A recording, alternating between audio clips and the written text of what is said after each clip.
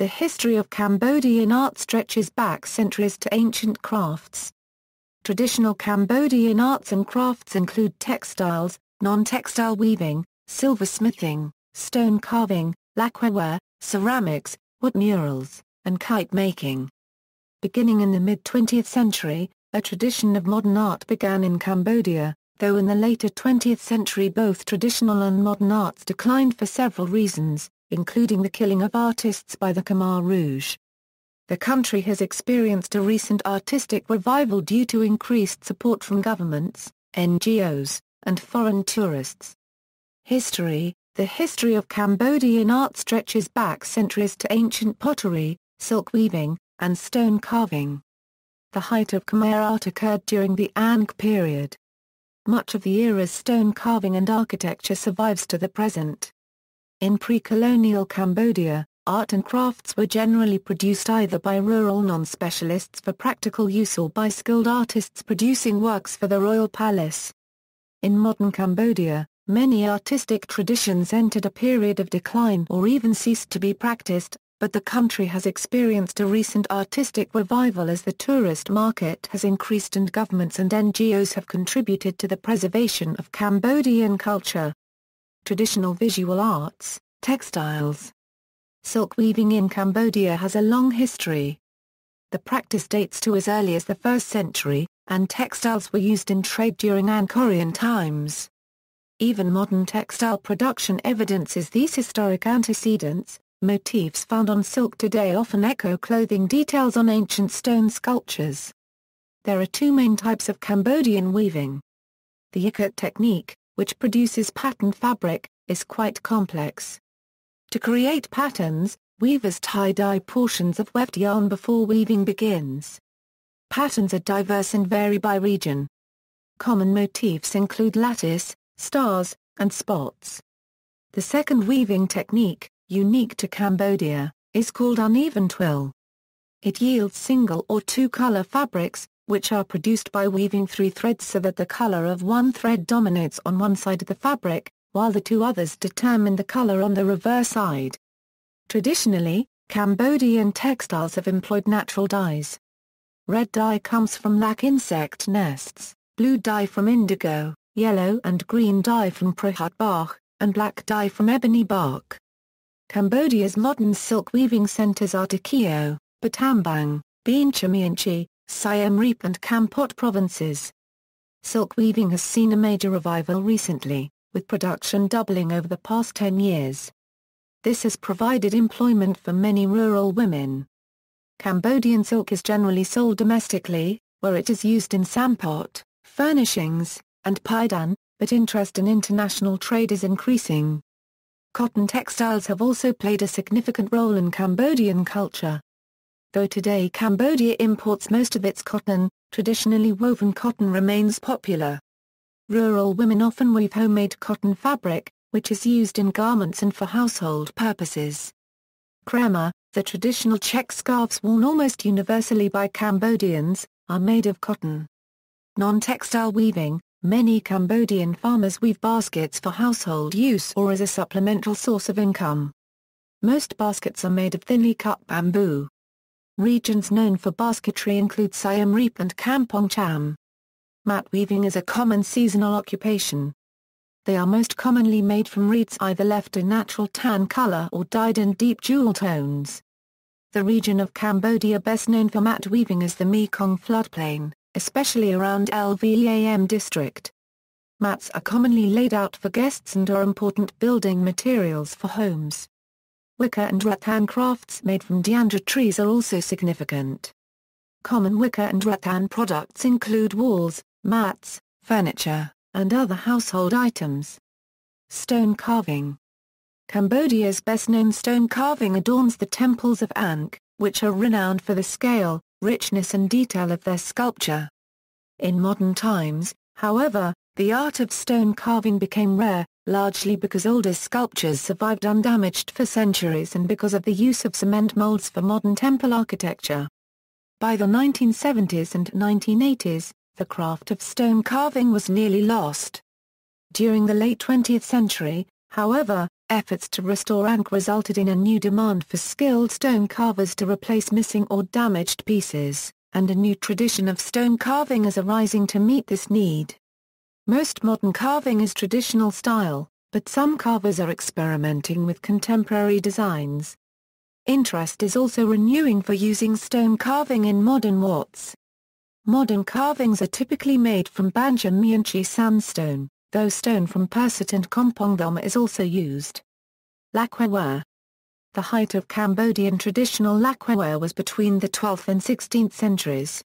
Some examples of work from this era, including gilded Buddha images and beetle boxes, have survived to the present day.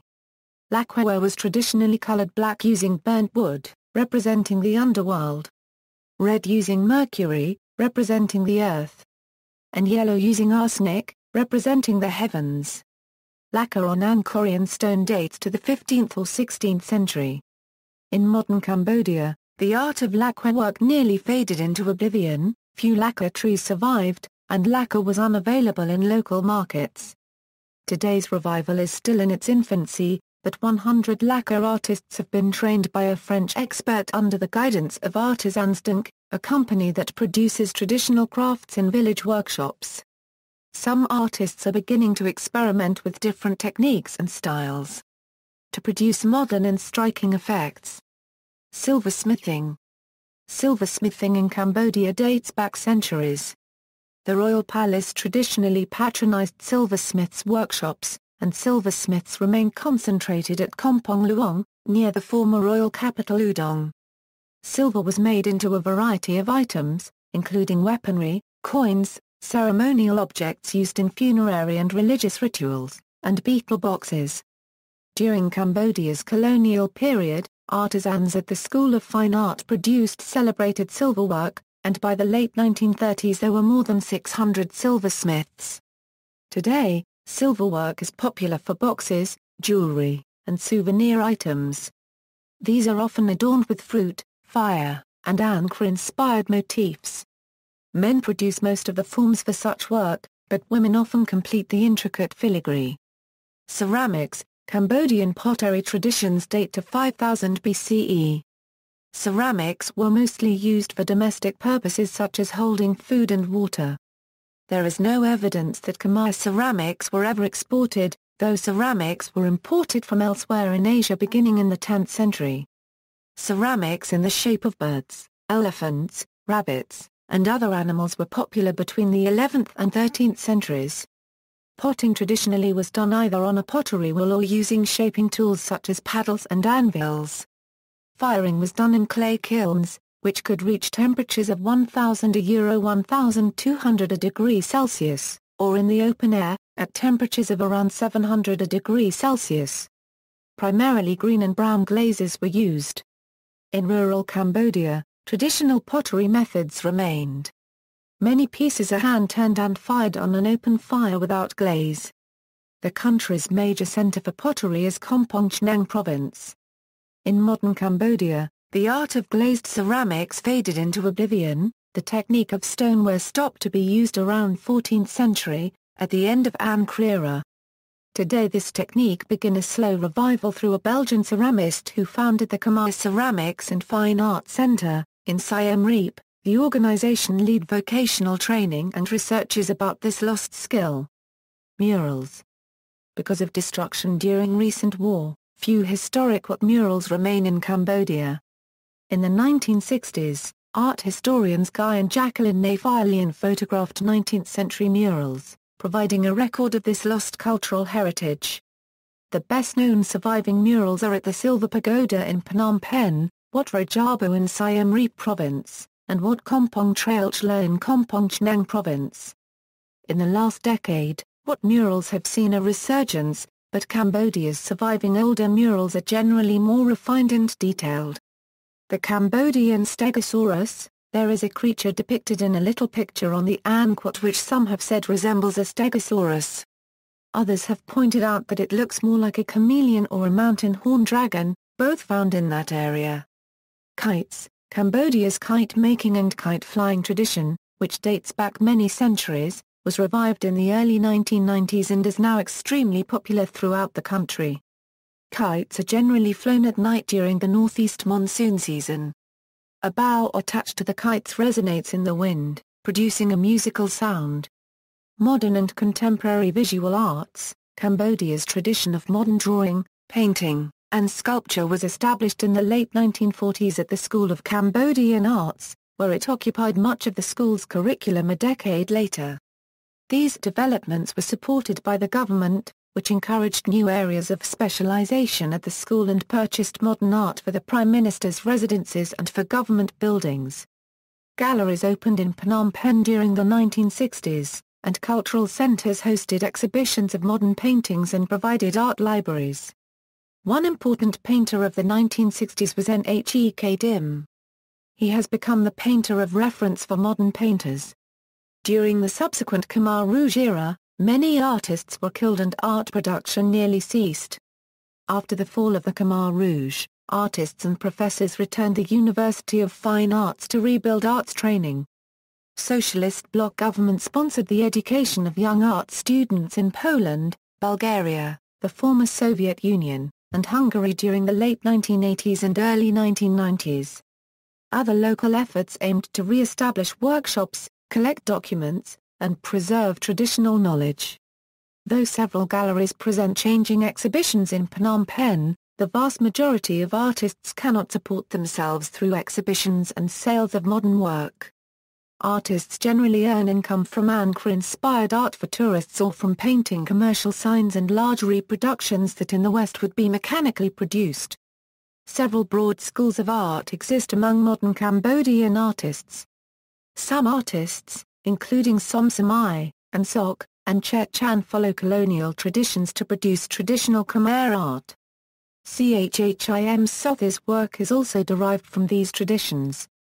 Many young artists who studied abroad in the 1980s, including Phai Chan Nan, Soong Van Nara, Long Sophia, and Prom Saman, have presented a modern Khmer art forms combining subjects from Khmer art with Western modernism.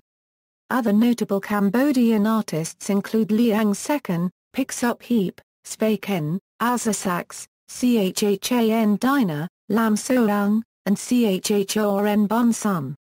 During the 1990s, Cambodia saw the return of many members of the Khmer diaspora, including several internationally recognized artists. Among these are Marine Key and Shath Pirsaf. References. Works cited: Visiting Arts and the Ministry of Culture and Fine Arts of Cambodia. Cambodia Cultural Profile. Culturalprofiles.net. Retrieved February 21, 2008. Further reading, Lerner, Martin. The Flame and the Lotus, Indian and Southeast Asian Art from the Kronos Collections. New York, The Metropolitan Museum of Art. ISBN A0870993747. External links, http www.andkafnout.com/ Cambodia, Cambodia Cultural Profile, Cambodian Masks.